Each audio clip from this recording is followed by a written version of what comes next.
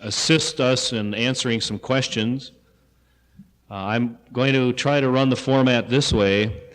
They're going to be able to take 5 to 15 minutes to explain what their function is in the role of the chemical culture that we have. And after they've had the opportunity to do this, then we're going to call for questions and items that you would like an answer for. I can't promise the type of answer that maybe you want, but we'll try to supply one. After you have asked your question, I'll repeat it up here and then direct it to anybody who's up here on the panel. We may all answer it, or maybe just one of us will answer it.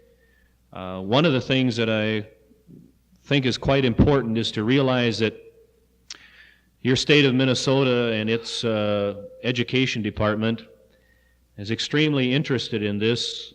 They've helped to develop curriculum. They have sponsored workshops.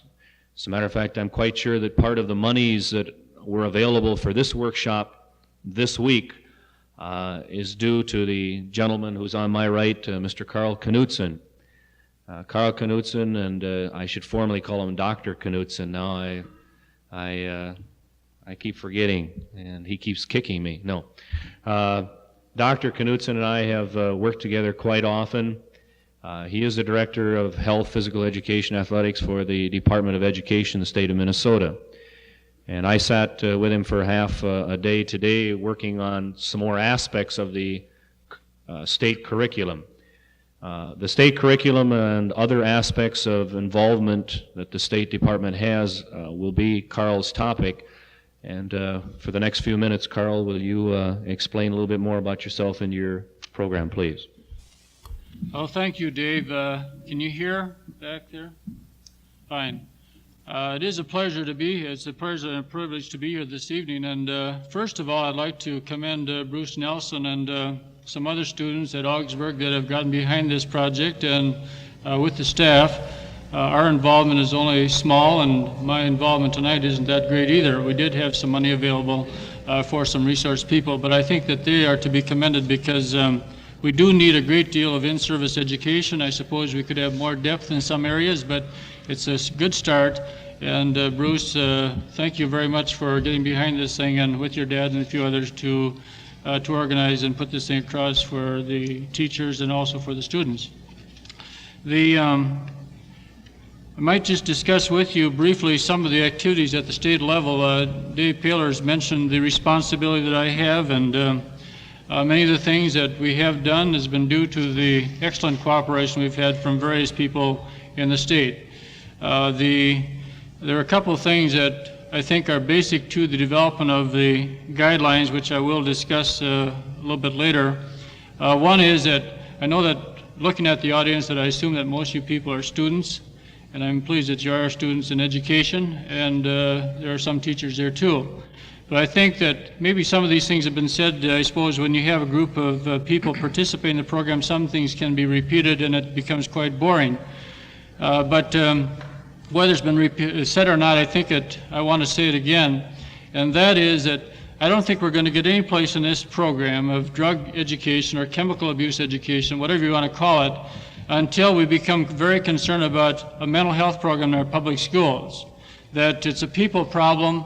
And I hope that you students that are going to be teachers are first of all going to be concerned about teaching students and not the subject.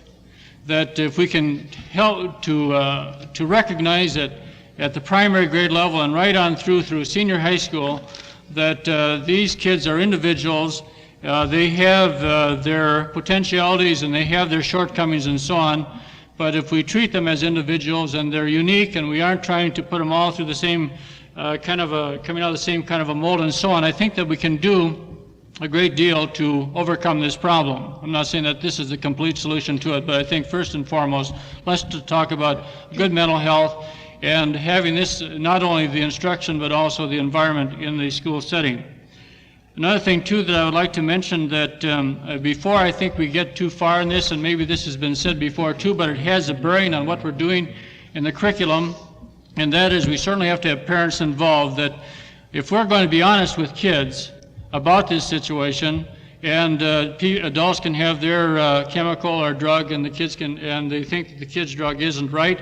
I'm not advocating legalization of marijuana by any means, but I think we have to be honest about this thing, and we have to level with them.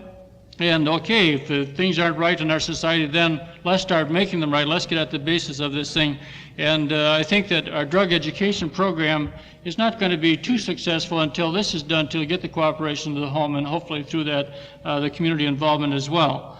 The parents, if they have a feeling that if a teacher's being honest with the kids, and I'm talking more at the secondary level now, and there's a discussion about marijuana and the comparisons of the drugs, that it may give the parents or adults an idea that the schools are pushing this idea that marijuana is no worse than alcohol. Maybe it isn't, but we do have to have the parents involved.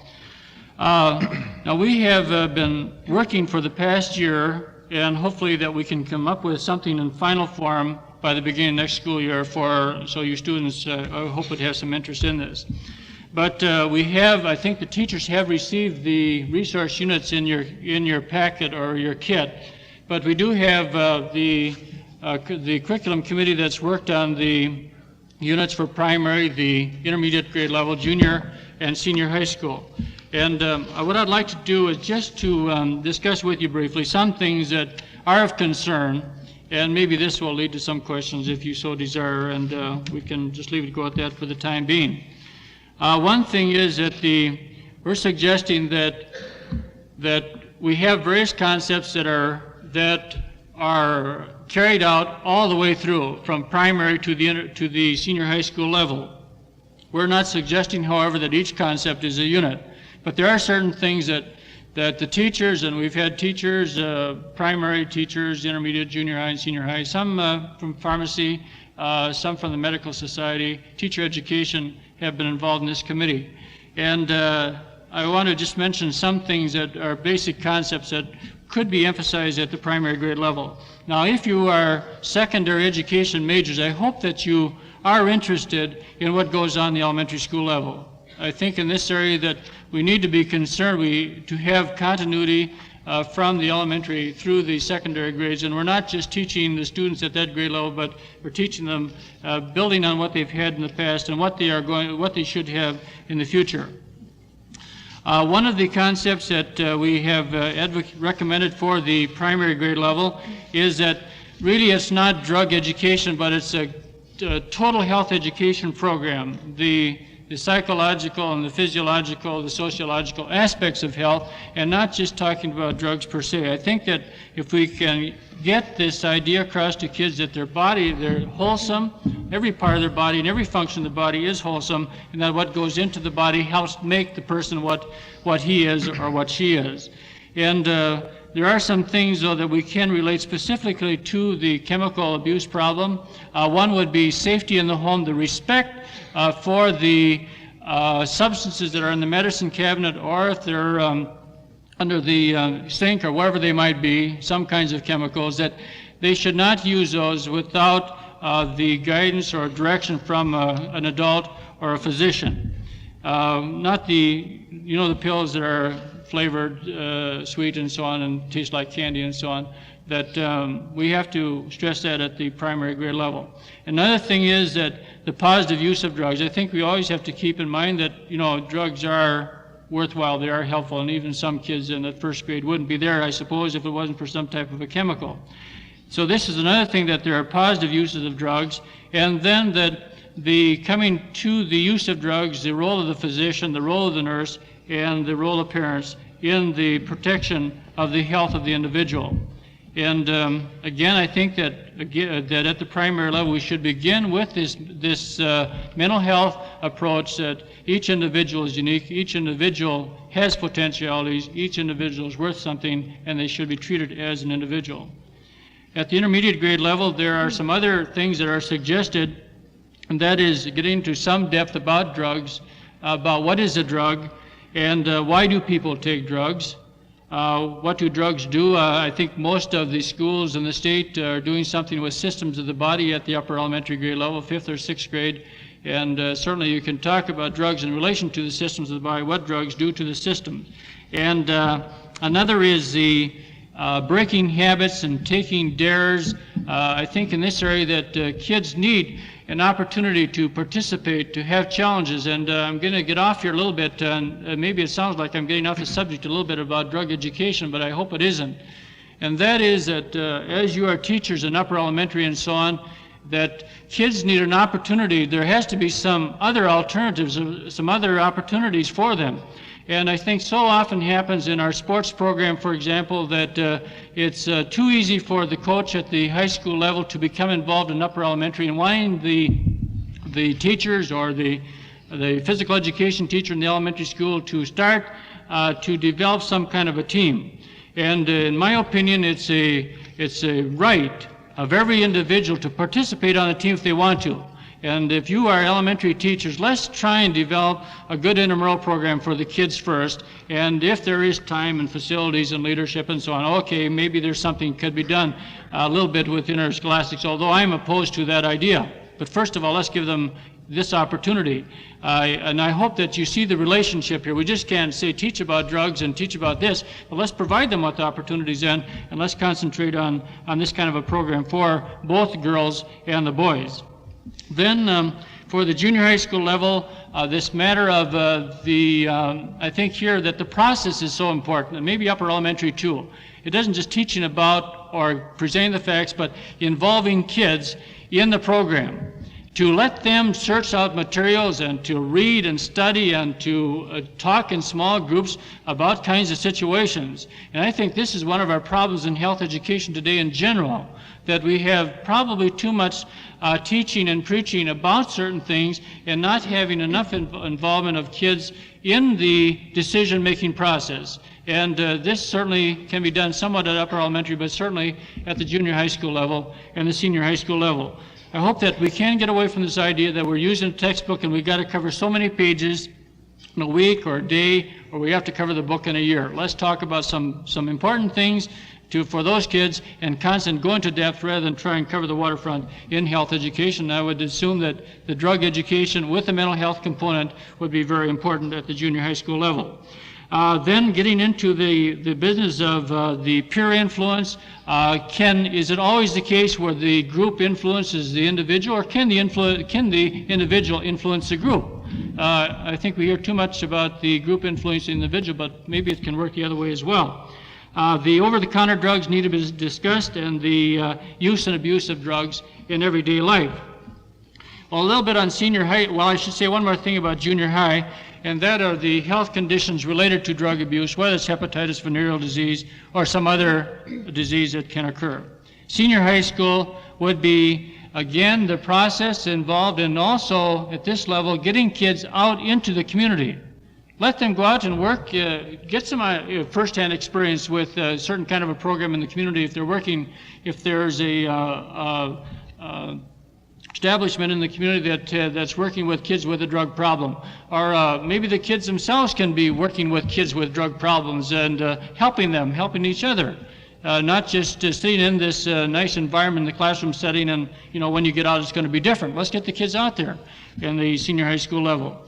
But some specific concepts would be the legal controls, the history of drugs in our society, something about rehabilitation, what facilities are available, and I suppose we'd find that there aren't too many facilities available, but I think that'd point out that we need to have this kind of action, that then facilities need, or various kinds of programs need to be provided for the kids and as well as adults too.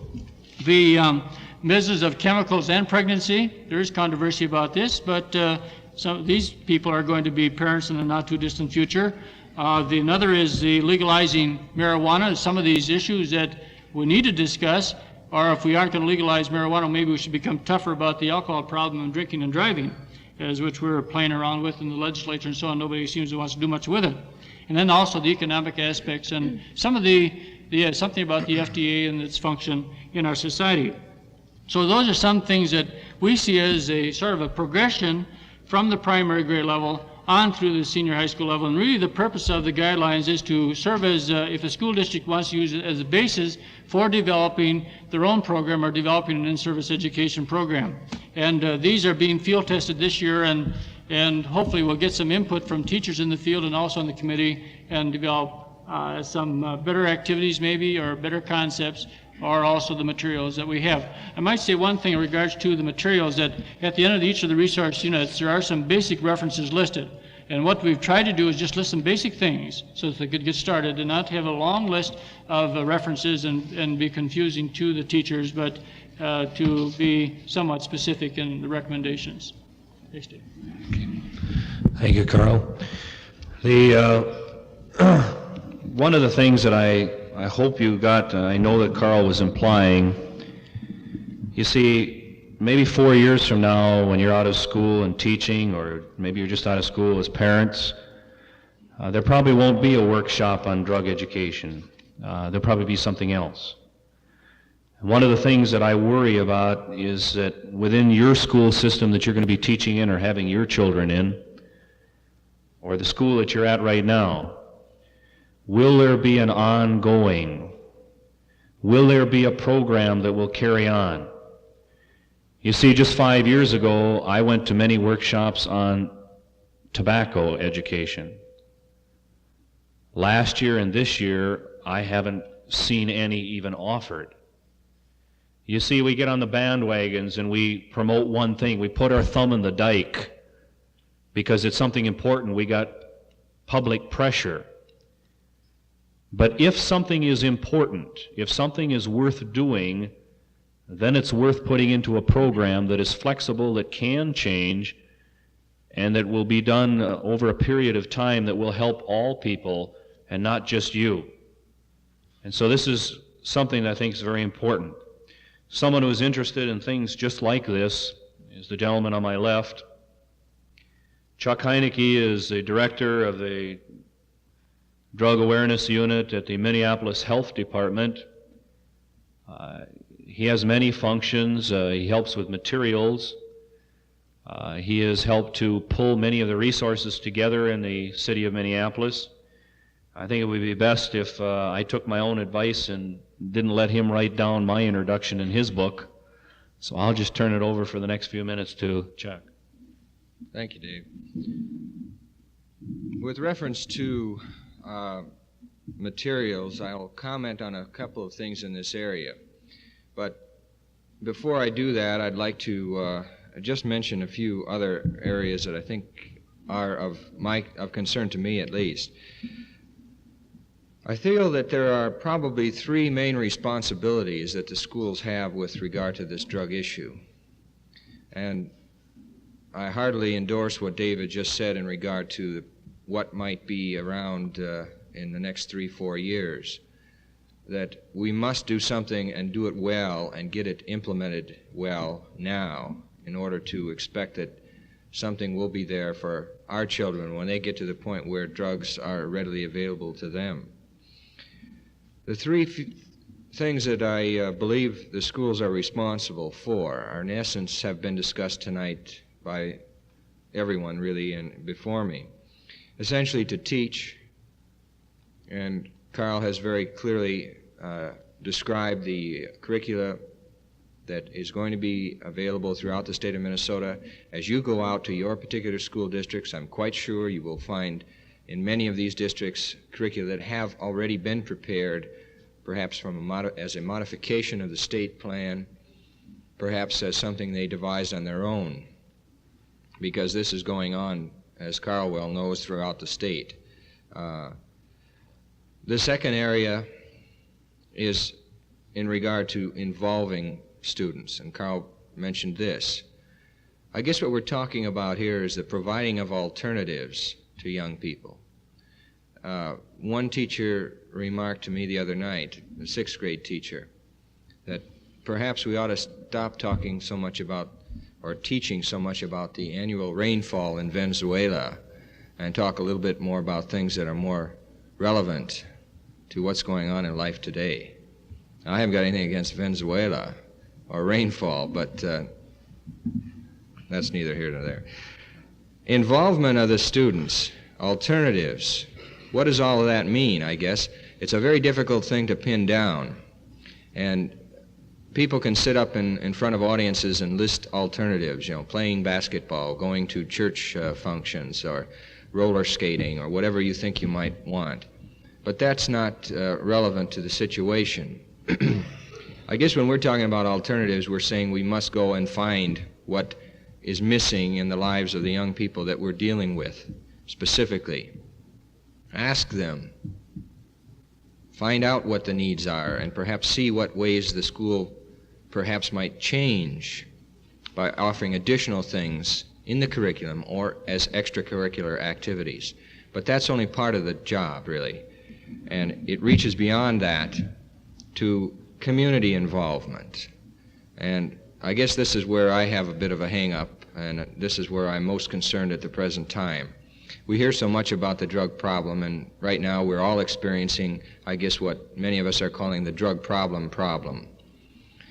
Simply that everyone and their uncle is involved, jumping on the bandwagon, as Dave says. We're all trying to do the job, and we're all running all over one another and not getting a job done at all. What I'm saying, I guess, is that the school is going to be a very major part, play a very major part in drug education. But it can't do the job alone. The community is going to have to work with the school.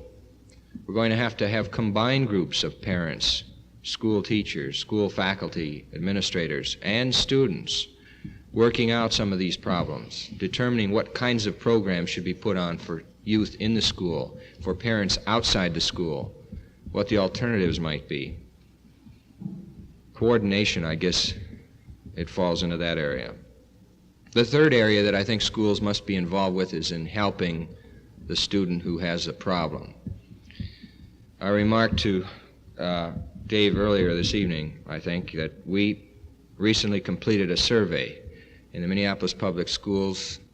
Well, it was last spring. It was intended to be a citywide survey of grades 7 through 12. Unfortunately, the teachers took a vacation before school was out, and we didn't complete the full survey. We were lucky. We got in 3 schools, 3 complete junior high schools, and a sampling of secondary students for a total of 1,800 students. The point I'm trying to make with this survey is that the students were asked several different types of questions, one of which was, where do you get most of your information about drugs? School was the number one answer, through classes and so on. Sure, we haven't been doing a very good job, but surprisingly, apparently that's where they had been getting most of their information. Then they were asked, what if you had a problem, a drug problem, where would you go for help? And they listed all sorts of places, and anything related to school was way, way down at the bottom of the list. It would not go to anyone, teacher, counselor, principal, liaison officer, janitor, anybody within the school. That was about the last place they'd go for help. Now, if that's the case, then something's wrong. And I guess we're going to have to see what we can do to change some of that. Helping the student who's having a problem has got to be a responsibility in part of the schools. Just how do we accomplish this? It's very hard to say, but right now we're having many, many problems within the high schools in Minneapolis and the junior high schools with kids who are stoned in school or having their reoccurrences of bad trips or just high on something and having a wee old time. Now, so far, there haven't been any real major problems, health problems, serious to the life of the individual, but that's going to come. That's going to come. Now, no one really knows how to handle it. Now, what do? We call the parents and have them drag them home. We don't really know what to do. The student who is having a problem doesn't know really where to turn, except perhaps a youth emergency service or some of the youth operating facilities. So I guess we need to follow that up a little bit and do something more in that area. As far as materials go, I hesitate to say what materials you should look for because many of you will be through this year and going out to teach next fall. Some of you will be, I assume, still around for a little while longer. Even those of you who will be teaching next fall, some of the materials I might suggest now, I don't know if I'd suggest next fall because the way that things are changing, we're finding out so much more about this whole problem that everything is becoming outdated practically before it's in print. I will suggest this, however. You will be seeing many, many materials available through the National Institute of Mental Health. By early next year, I'm anticipating we'll have available animated cartoon films for use in elementary grades, as well as other cartoon coloring books and so on as aids to teachers teaching in the elementary grades. There'll be many more things coming out of that agency. They already have out several different films, several different pieces of literature, and they're revising their literature as they go along. The National Clearinghouse will be providing additional materials there, and that's a resource just to keep in mind. Films are available in many, many localities around the state. If you're teaching in the metropolitan area, you'll be finding directories available on this. You'll have directories available indicating where the helping agencies are, where the agencies for outside resource people are. I'm not saying that you should look around for someone else to do your job, because that's not what I'm saying, but where outside resources are necessary, then they're there. As far as we're concerned, I might mention a couple of things that you might just watch now to see where we're at now in this development stage, I guess, is understanding the whole problem. Between the, in conjunction with KTCA-TV, the Health Department and Channel, or Dr. Roy Pickens at the University of Minnesota have put together a 6-part series entitled Drugs, What the Risks Are. It's a very amateur program. We intended it to be, I shouldn't say that because Karen Clark's going to be on the program tomorrow night, and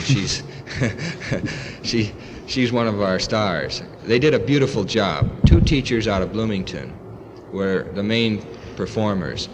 We're not saying this is a multi-million-dollar production. We are saying that it contains an awful lot of factual, good information. We intended it initially for use at the elementary level.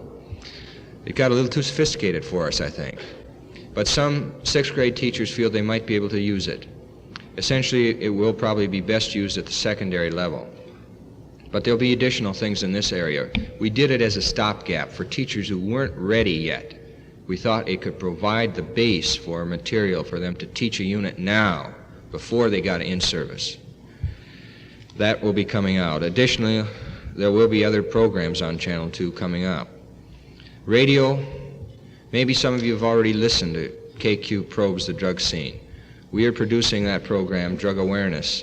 It's on every Monday night at 8 o'clock on KQRS Radio. It's not, again, a very exciting type of program, but I tell you, we're dealing with some very delicate, exciting issues. For instance, how to treat a bad trip, how to avoid a bad trip. These are some things that are, to be honest, a little bit delicate to deal with on the air because of what you have to say. We will be proposing various situations, such as the possibility that should marijuana be legalized, what might be what if that happened, what would be some of the situations we'd have to deal with. It's on every Monday night on KQ, and probably this far away from the station, since it's in Golden Valley, you probably will have to listen to FM. But they are on AM and FM. Additionally, we did a program, and I'll stop, Dave, and then we can go on. One other thing I thought I might mention, and by the way, the tapes for these various programs we can loan out for anyone that might be interested. But we did a radio program last spring. I don't know if any of you happen to hear it. It was entitled Drugs, Listen and Decide. It was a 1-hour show. We have it available now for any classroom use. We did this on 8 radio stations simultaneously. The intention there was to jam the airwaves, so to speak, so that the kids out driving around on a nice spring evening on May 19th would start punching the button when they heard this lousy program on. They'd find it was on all the stations. Well, we almost made it. We almost made it. One station backed out on us at the last minute and played their usual rock format. They did play the show a week later, however.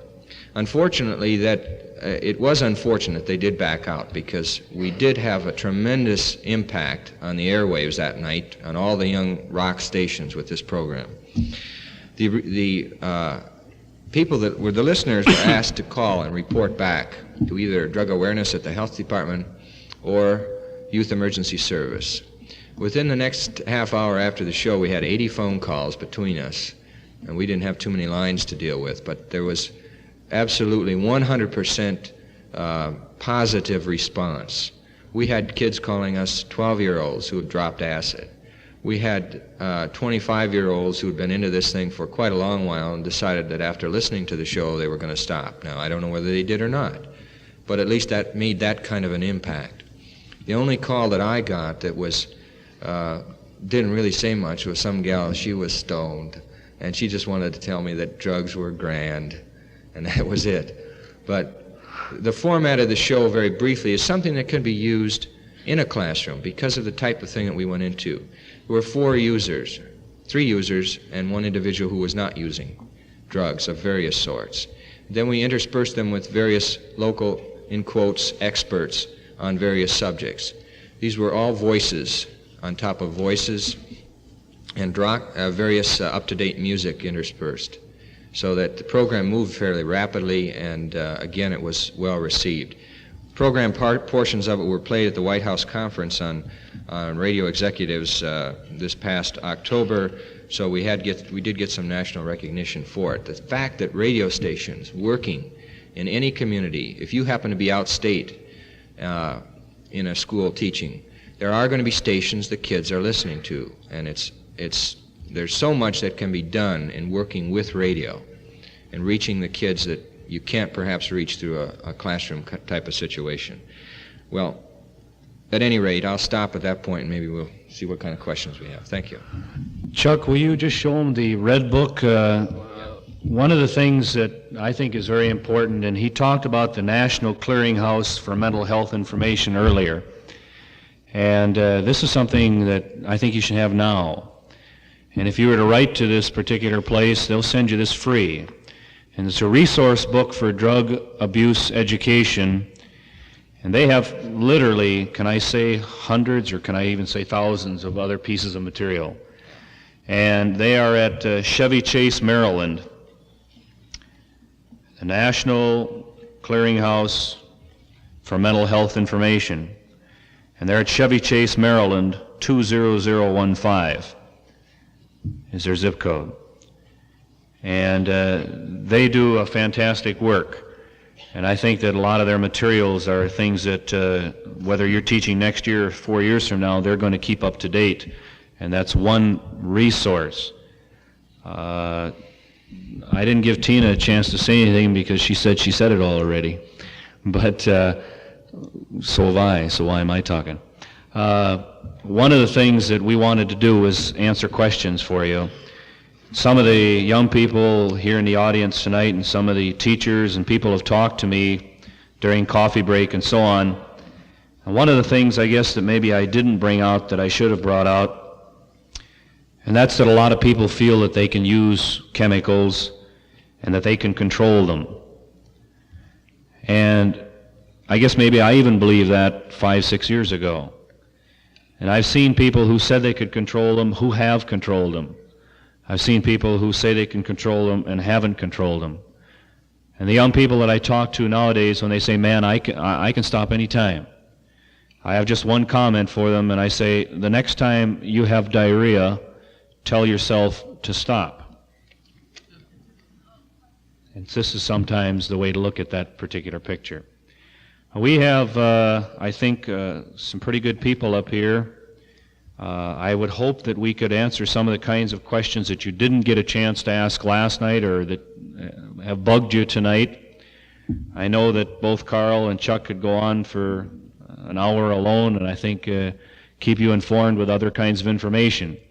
But like the classrooms that you're going to go in and teach, what we want to say may be very interesting to us, but it may not be relative to you. And so if you want this to be boring and you want this not to give you any ability to participate, because if you do not participate, if you don't get involved, if you don't ask questions, and all this is an input session, it's only half-baked. We've got a lot of things we can tell you. There's lots of things we won't know. But if you haven't got the courage to say, look, man, I don't know, can you answer it? We might say, look, man, we don't know either. It's a good question. But most of the time, we should be able to give you at least an opinion. And so there's got to be things, people of any ages. Science doesn't know all the answers about this. Researchers don't know the answers about it. People who've experimented with it don't know the answers to many of these questions. So you should never be ashamed at saying, gee, I don't know something, do you mind if I ask? And so if something's hassling you, something you want to know, something very simple, something complicated, it's time to ask. So this is what we'll stop at 10 if we go that long. We'll stop in 5 minutes if you like. We'll stop now. But what we want to do is answer any questions. I'm going to repeat the question that you ask so that we can think about it a second or so, and then we'll try to go on. Somebody have a question out in the audience? Yes.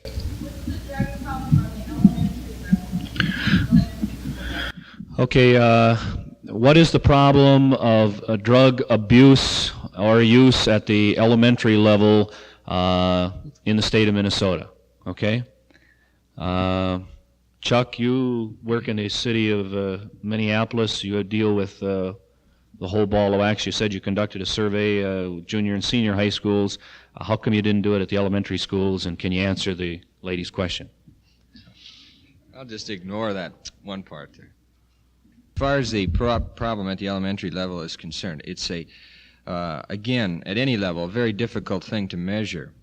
We are seeing in the metropolitan area of Minneapolis, and that's about all I can speak for, and I'm sure Carl and Tina, who have been in other parts of the state, might have comments on this, but we have seen an up and down incidence of involvement with the volatile chemicals, and this has been around for some time. This is a very contagious type of thing. When one young person finds out the fun of sniffing whatever it is that he's sniffing, whether it be glue or aerosols, they want to share it, and they want to do it with others, so it spreads very rapidly, and it's something that usually comes to light fairly soon. Now, this thing has been in cycles for many years, probably as far back as when I was in school, kids were sniffing glue at various, times, but it kind of came and went. Okay, we still have that problem, again, coming and going in various parts of the city, but we're now beginning to see, to some extent at least, some elementary students using pills that they've gotten from the medicine chest at home, as has been mentioned earlier, or perhaps from friends who've gotten them at the medicine chest at home. To some degree, a few of the sophisticated older fellas, supposedly, in the elementary schools may be sharing marijuana cigarettes with one another. But this is not to a large degree at this point. I couldn't give you a percentage, but we know that it's there to some extent, and it is increasing. We hope it won't jump the way it has in the junior high schools in the past year and a half. Perhaps someone else can comment on it. I can make just a comment about the state situation. We've had for the past 4 years in-service education workshops for teachers around the state, Bemidji, Mankato, Winona, and so on.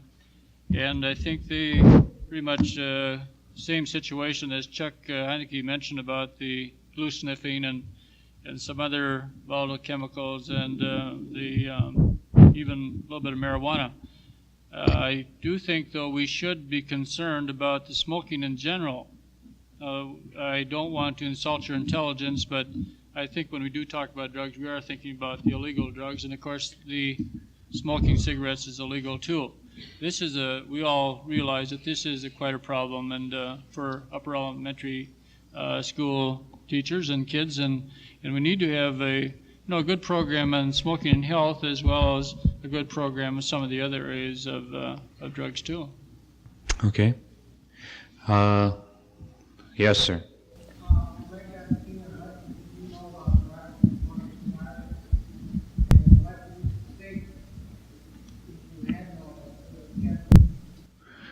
All right, the question was asked of Tina as to what did she know about drugs before she started, and what would she have done had she had some more information about what might have happened to her?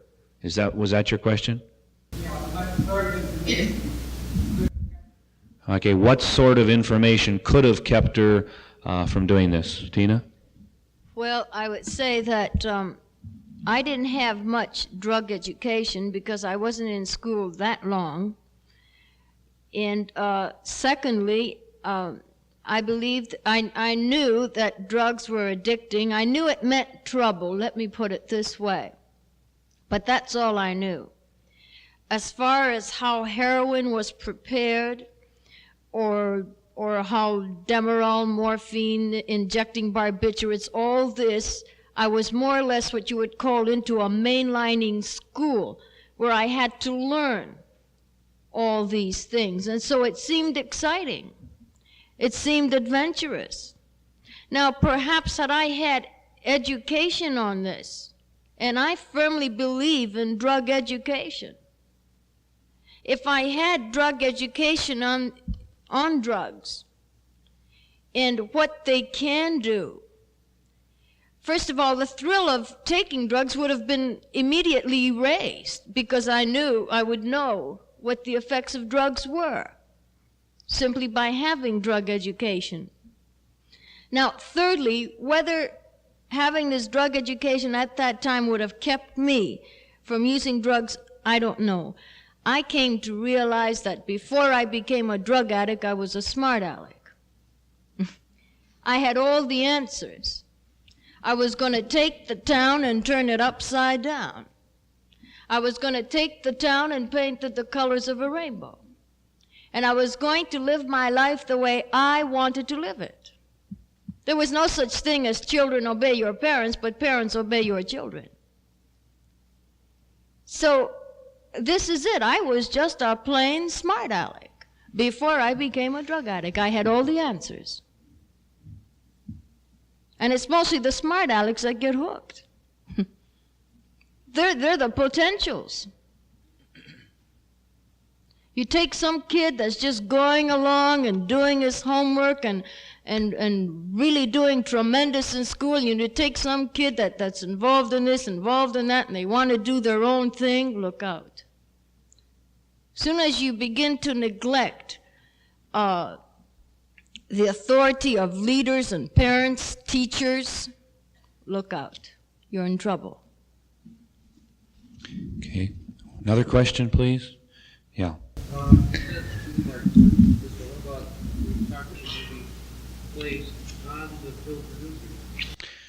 Okay, the two parts to his question were, first of all, okay, what if we do have drug education from elementary school through college?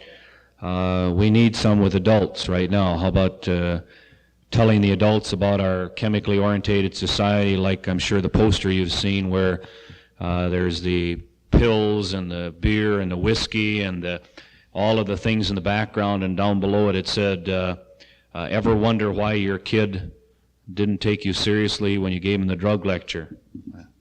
Pardon me, it's right here. Ever wonder why your kid doesn't take you seriously when you lecture him on drugs? There it is. I think a lot of parents do not realize this. Many of them become defensive. It's real difficult. A lot of them will come to this type of education because they want the best for their kids, but when you tell them sometimes that they're the ones who are part of the action, we'll talk about that. The second part of the question was...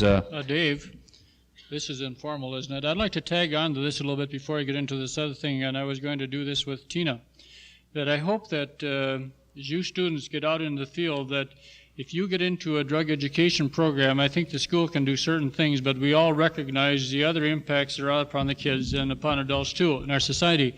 And I hope that you would insist that if you're going to get into a drug education program, that you're going to have adult education go with it. Because you're going to make certain progress in the school setting, but you're going to have the rest to go along with this, and I hope that this is the approach that we can use, and I suppose it's going to take some time, but I would be very insistent that this is what we're going to have to go along with the school program, that we're going to have adult education too. Chuck? If I might comment a little further on this, I think our prime emphasis has been over the past year drug education for parents, and we will continue to stress this. We have recently been awarded a grant from the State Crime Commission to carry on a special type of drug education for parents.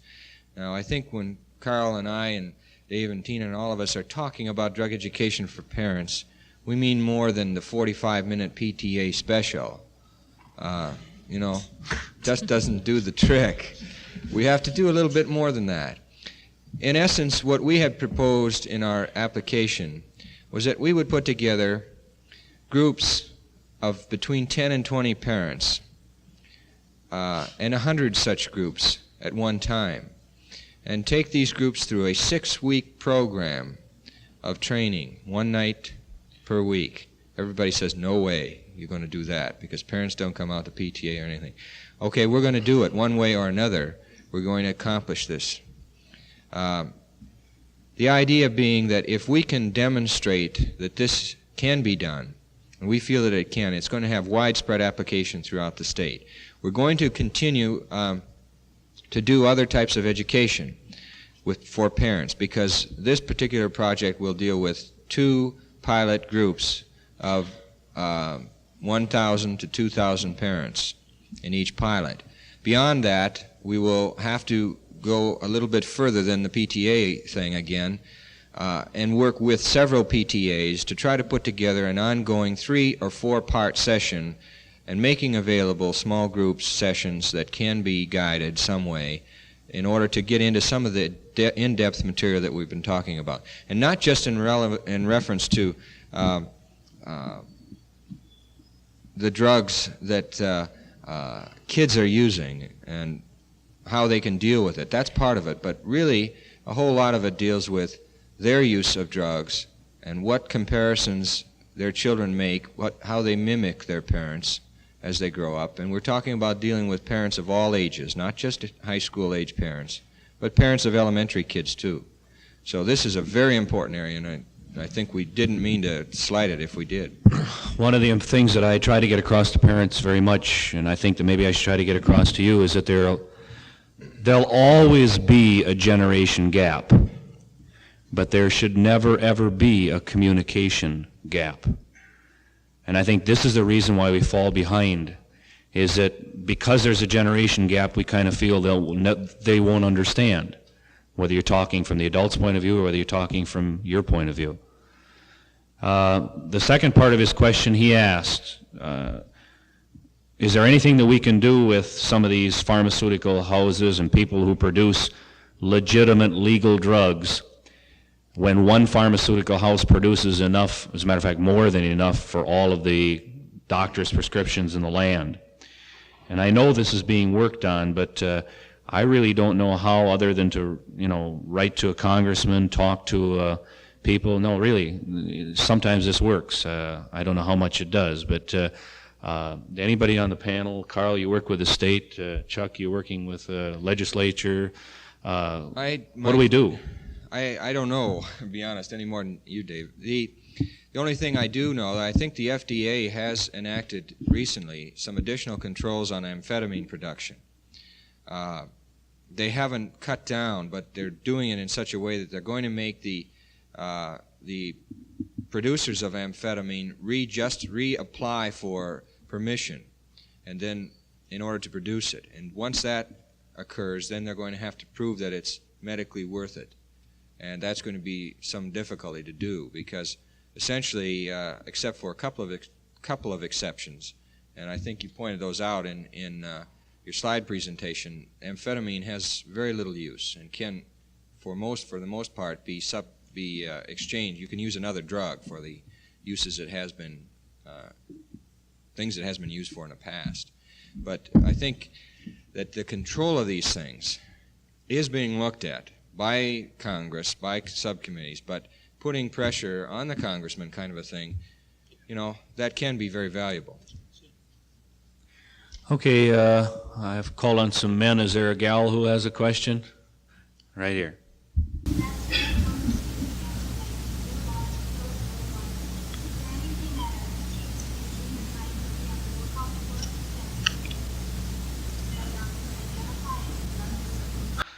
Okay, last night a speaker mentioned orange pills, white pills.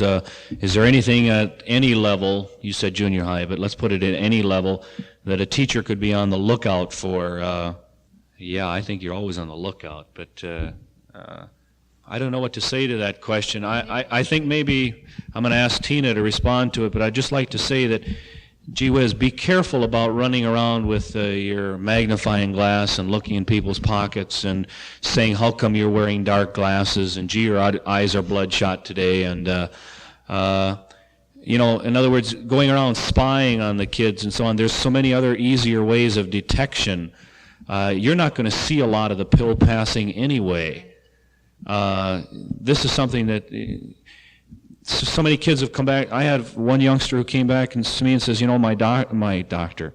My dad is a pediatrician and my mother is a registered nurse, and I've sat down at least 4 times with them completely hallucinating with LSD, and they didn't know what was going on. And so you really think as a teacher that you're going to be able to spot some of these things. There are other ways of identification that I would look for, but Tina, you said you had something. That's about it. Oh, any, Carl? I think perhaps in a medicine cabinet, when a prescription is on the bottle and it's labeled, if there's an N in front of the number, it means that it's a narcotic. Every time you see an N in front of the prescription number, it's a narcotic. Now, I know it's done here in the States, too. I also know that the amphetamines and the barbiturates are under the Control Act in Canada, and therefore there's a C in front of the number. I don't know whether they're doing it out here in the States, are they? Not yet? I don't know. Oh. I don't know. But as far as having the bottle in your hand, this is one way you'd be able to tell what it is. Now, the different colored pills, you can use them on a Christmas tree. I mean, they're blue, red, yellow, and Really, you asked us a question that's very hard and something that we can't answer very well. I guess that's the way we have to kind of leave it. Chuck, could I, or Dave. I know there are many publications that have some suggested symptoms that you could be looking for, and of course there's dangers in that too, but I think one thing as teachers and as future teachers that you would be concerned about would be the performance of a person from day to day, and if you see on his behavior and you see some drastic some changes over a period of time, that this should be, and I think this should be one of our main concerns anyway as educators, that we are concerned about the children in their classroom and how they act from one day to another, and there are some changes in behavior and performance that this would probably be some cause for alarm and for you to make some referrals to some other people who have more background, I suppose, in this area. I think Carl brings up a pretty important point that I want to take a second to. If you're teachers, you're not doctors, you're not psychologists, you're not social workers. When you go out, and for instance, many young people come up to me and say, I'd like to talk to you about drugs, I'm using them, or man, they don't even say anything like that. They start telling me a different story, not about drugs at all. And what they're really doing is asking for help. And the first thing that I do is tell them, look, if you're going to tell me that you need help or that you want to tell me about your use of drugs, I have to tell somebody else. You know why? Because I can't help you by myself. I says, I've got a lot of friends. They aren't necessarily the police. They aren't necessarily anybody else. But they might be a social worker, a psychologist, or someone in a hospital who can really help you. I says, I can help you find these people. I'm a good resource person, and I'll listen to you if you really think that'll help. And I'm not going to do too many things that you don't want me to do, but I am obligated to tell somebody else. And because I can't take this weight all by myself. I'm not intelligent enough, number one, and number two, I don't know enough at all. And so I need other people to help me with your problem. And so, in other words, I think the identification purposes of it is more basic to performance and what he's doing or she's doing in a school than to looking for what the pill is. Gentleman back there had a question. Yeah, right there. You partially answered. I your responsibility at school? Help the young who have problems. Elaborate on that. How do you help them? Okay, I think everybody could hear that. I don't think I have to repeat it. This is a very issue that we're most concerned about, I think, at the present time, because we have not really been able to properly set up a way in which we can provide this kind of help. What Dave was just talking about, I think, is a very excellent point, that the teacher, in no instance, I think, should try and provide help without consulting someone else. Now, we've had quite a bit of discussions with teachers who are in the classroom, who are dealing with this kind of a situation. They have a number of fears. They're afraid that if they tell someone, they're going to lose the rapport of the kids, whatever it is that they've had. If they don't tell them, they're afraid that they're breaking a law because this individual is involved in an illegal act.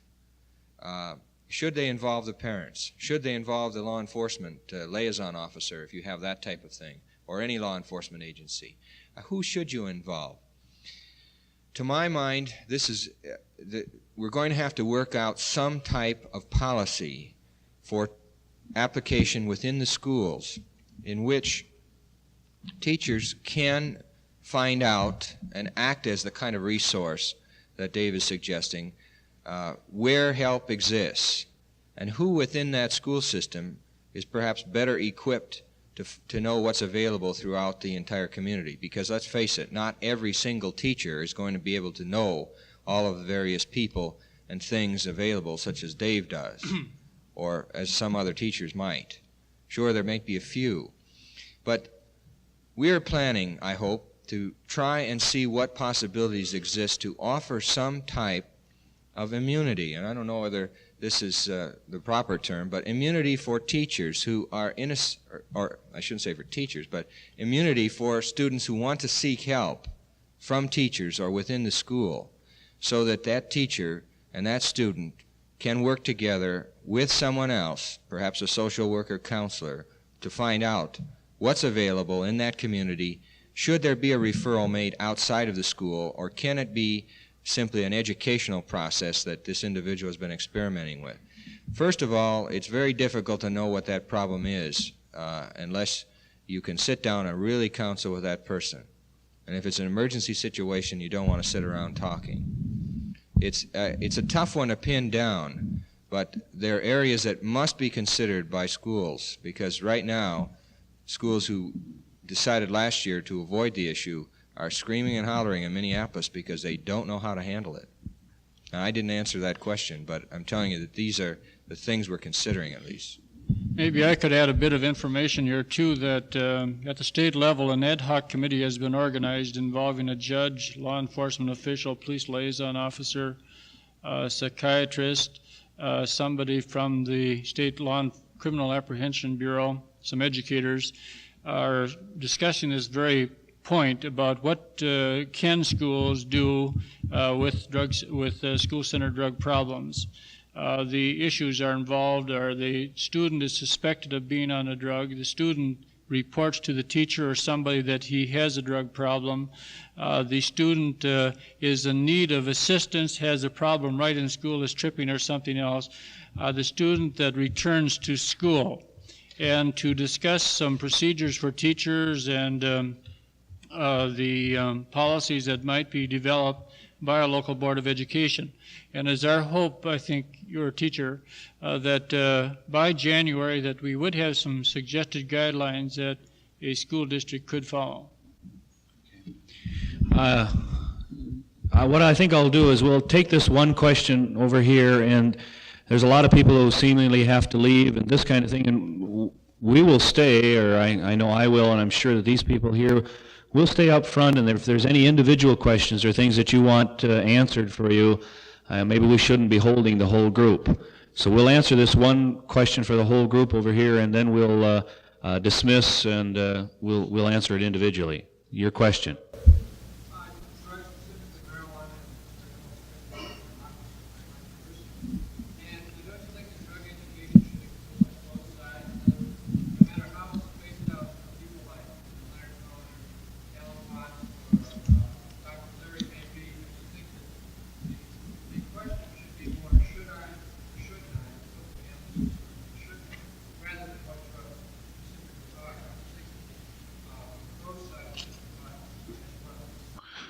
question over here is one of objectivity again, and he pointed out that shouldn't, even if the person is strung out or spaced out, such people like Dr. Leary, Ginsburg, people on the other side of the fence who are pro-drug, shouldn't their side in a drug education program be aired and talked about, and you should have a should I or shouldn't I aspect rather than maybe some other emphasis? I'm going to answer it this way, in that I would say that quite a few of our senior high school teachers, and even in the state guide and using some of the terms and things here, in studying a little bit about the history of drugs and studying about some of the aspects of it, really do bring some of this objectivity, ask them to read, ask them to look into. For instance, one of the junior high school classes that I just worked with, and I asked them to do this, 9th graders, and 2 of the boys brought me something that the Black Panthers had put out, and they're just death against drugs, completely. Now their reasoning behind it is something that quite a few people, especially whites, and at least in that particular class, most of the blacks that were in there disagreed with too, but some of them thought it was fine. But these sides were also brought in. And from my point of view, especially at the senior high school level, yes, I'll go along with you a great deal. I think it is being done. I don't think it's being, in other words, I think more of the teachers in these subject areas are talking with the students and not at them. Now, I'll admit that it doesn't always happen. You couldn't possibly do it any other way. But that's my feeling. Carl? Well, I guess I can say amen to that, and relative to the senior high school, and that the kids are going to make their decision. I think that they're going to have to do some research, but I think it points out, though, that people are going into the program have to be pretty well informed. I mean, a rookie, if you're going to get into this, that you do have to have good background information, know sources of information, so that that all the both sides are presented and get the correct as they can be. I suppose in marijuana, for example, at the present time. But certainly, we need well-informed people, well-informed teachers to handle this. Carl, I would agree with that wholeheartedly, and just make one other point there. I may find that the other panel members, maybe they'll agree with me, maybe they won't, but we're finding, I think, in some of these programs that we've been involved with, that as a result of good, solid drug education that includes the kinds of things that all of us working in the field feel should be there, that the probability is very real for increased experimentation to result in the group that's just completed that program. Now, the feeling also exists, however, that the potential for dependency and regular involvement with drugs is reduced when this program these individuals have been put through this type of a program. I guess we don't know whether this is valid or not at this point, but it looks like it probably is true that even with a good, solid education program, the chance for increased experimentation is very real. Now, the reason I point that out is because in reference to what you're saying, I'm in agreement with what you've said and what the others have said here, that I think we need to deal with these various issues. But it's most important that you know how to deal with them and what you're coming up with, so that you don't tend to sway it too far, because what I've talked about has been a good education program in the minds of those of us that have been doing it. One that isn't so hot, I don't know what might happen from that. Okay. I'd like to, I know there's questions, but I think that you'll have a chance to ask individuals. I'd like to thank Carl, and I'd like to thank Tina, I'd like to thank Chuck, and I'd like to thank you for being a great audience. But there's one thing that I did ask you to remember, and a lot of you I think have forgotten, so I'll tell you again. You're either part of the problem or you're part of the solution. Thanks for listening to us tonight.